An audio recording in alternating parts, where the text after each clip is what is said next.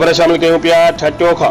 वीरपुर साकरो में 6 साल अॻु करोड़ों रुपयनि जी लागत सां ठहियल सरकारी जानवरनि जी इस्पताल लाइ कंपाउंड वाल समेत 5 कमरनि वारी बिल्डिंग ठाराए ॾिनी वञी, पर 6 सालनि खां वठी जानवरनि जे डॉक्टर समेत को बि अमलो न पहुतो।